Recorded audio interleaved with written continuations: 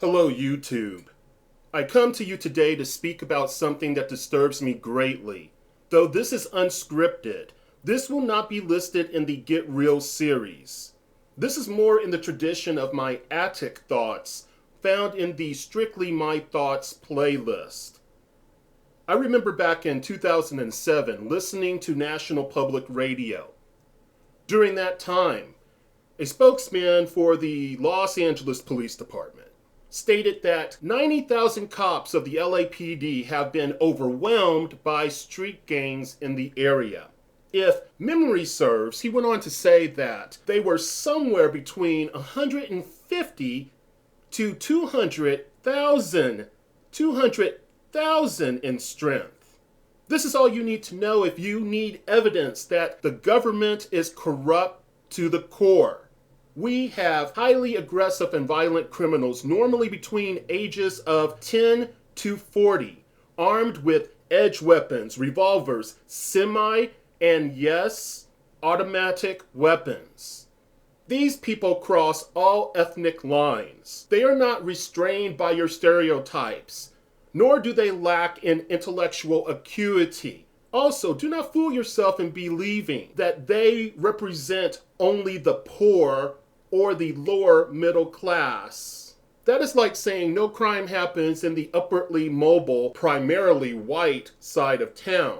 Problem is, an undisclosed number of white Americans have not convinced themselves that those that look like them, outside of the famously reported Hell's Angels, the Nazi lowriders, the Aryan Brotherhood, and the European Kindred, will ever behave in the savage manner that the Asians, Mexicans, and black gangs have.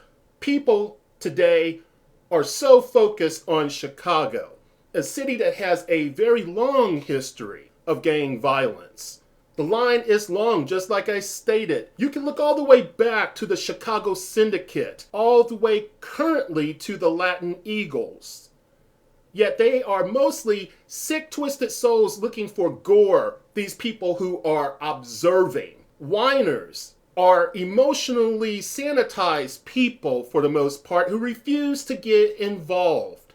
I know this is not who I am speaking to, but this is who we have to contend with. You know things are bad when you have young people who will compromise themselves sexually, produce a child, yet will not renounce their gang membership. They have no real concern in providing a safe environment for their child. We are already in a civil war, fellow Americans. I don't care what you think about me as a black man. I don't care what you think about me in regards to my socioeconomic standing. I don't care what you think about me when it comes to all of the day in and day out routines. Whether I participate in a different culture than you, I can care less. Open up your ears. Listen, we are in a civil war.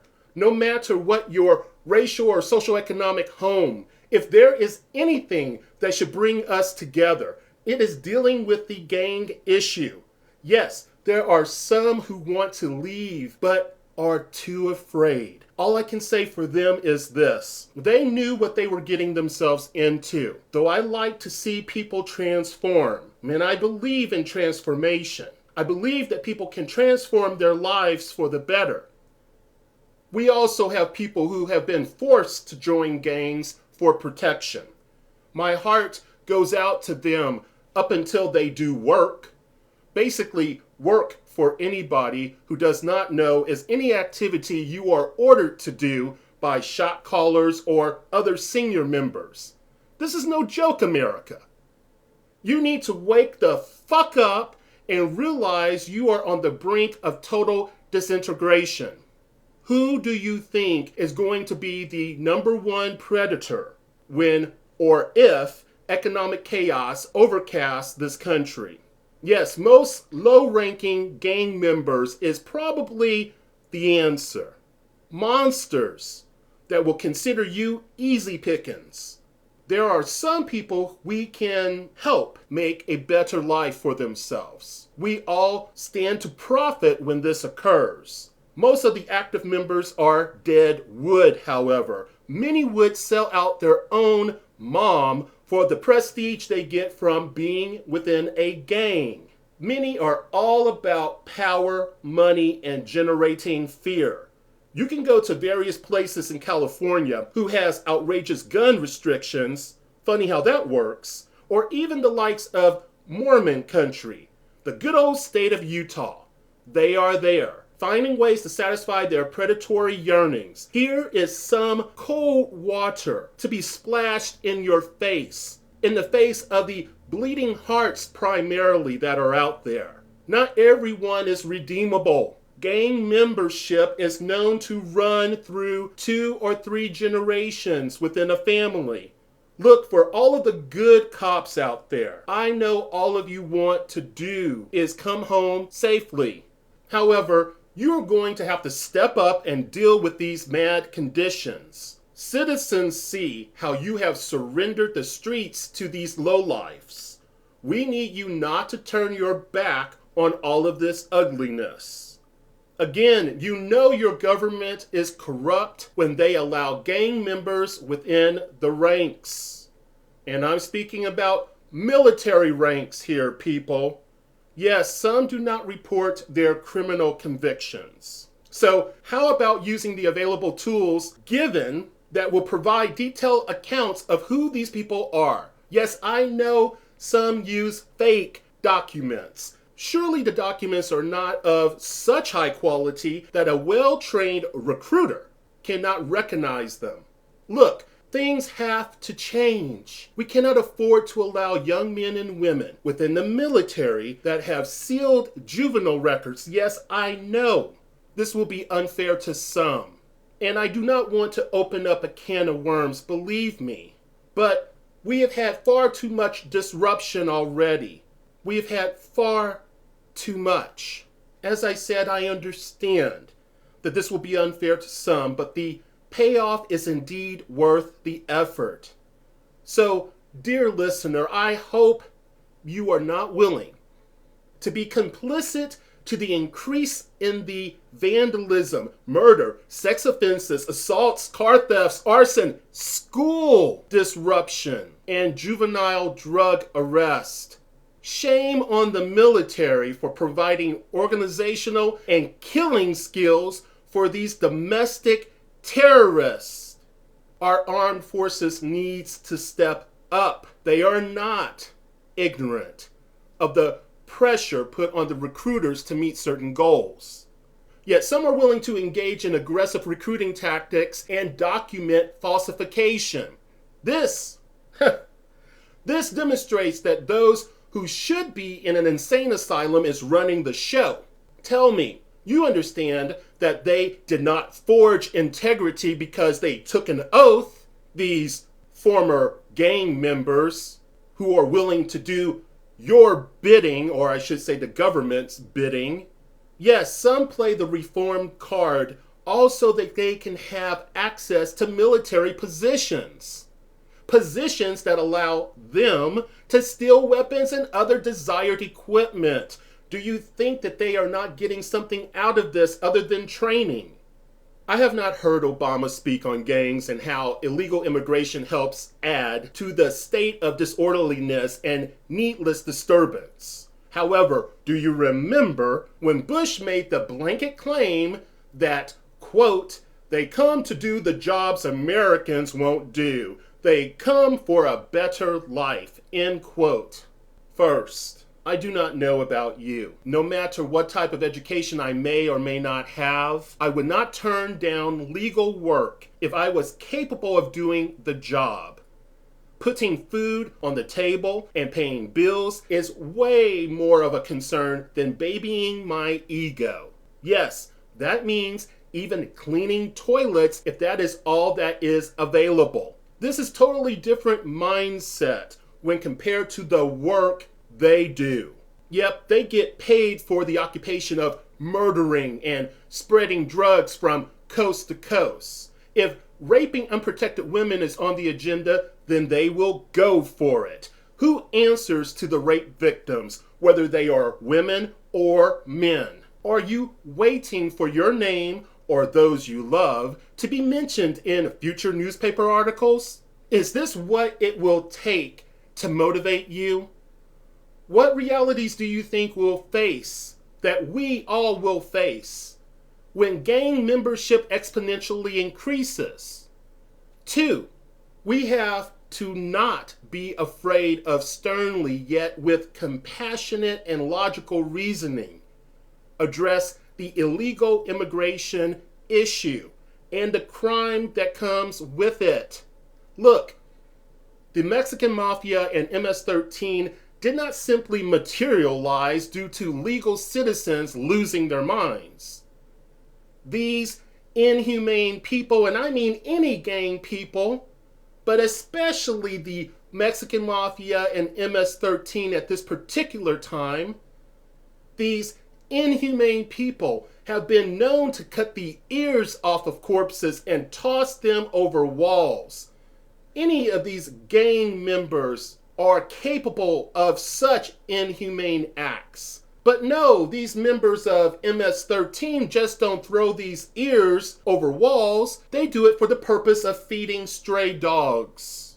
They illustrate how illegal aliens who cross the borders look for a better life while they bring into existence an overwhelming feeling of anxiety and fear. And I'm going to take the time to squash something right now. I know that all illegal aliens are not of the criminal insane, that not all illegal aliens want to do harm to American citizens. I am speaking about a select few, and I want to be clear about that, because if there is one thing that is a huge pet peeve, that is demonizing someone through the use of generalizations, and I try hard not to do so. But if I do make a mistake, this is not my intent. Got it? I hope so. Let's move on. You better consider their power. It is not unheard of to have a gang hit ordered in Los Angeles, but the blood to be spilled is thousands of miles away in Honduras or vice versa. Does Obama understand the depth of this violence against the American people in what should be considered a national crisis? Remember, they have an insidious agenda, these gang members do. Where they are, you are likely to find lawlessness. This participation in criminal offense grows partially due to fear within the cities and now small towns. Ever think about the consequences of children getting hooked on drugs that they sell? With many people suffering due to absence of decent health care or any health care at all, what do you think the cost of rehabilitation for drugs are for the American family, the typical American family? What about people who are so desperate from dealing with outgunned police officers and a media that primarily shows no concern for them, but only concern when a white person is murdered? What about these people and their want or need to spawn a vigilante group? Can't you see this would escalate the issue? And for my white listeners, don't get all butthurt because I am stating a fact. Look, the media is not friends to anybody within the American populace.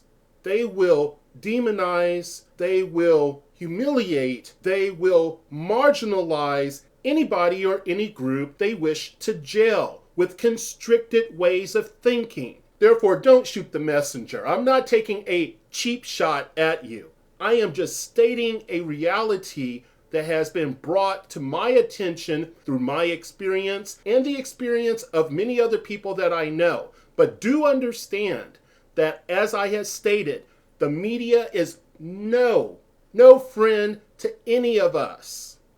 As you are struggling to make ends meet or attempting to live a frugal lifestyle, have you pondered who pays for the percentage of illegal alien criminals within federal and state prisons? Where does the millions of dollars come from? Last I heard, it was over 1.6 billion. If there is a God, then he or she or it has made a huge flaw regarding the human condition. we are really in a pickle. Let me revisit the likes of MS-13. Even if they are deported to El Salvador, Guatemala, or Honduras, it only displaces them. We need the reported FEMA camps for them. If not, then all they will do is import the mystique of U.S. gang culture and beef up the glory they see in calculated aggression.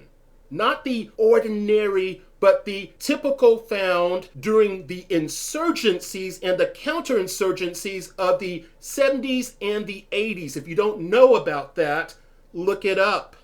This compounds the problem. It compounds the many problems at home as rival gangs, whether it be prisoners released that served as soldiers in the Black Vanguard or the Asian Boys. This country is in deep trouble and worsening fast.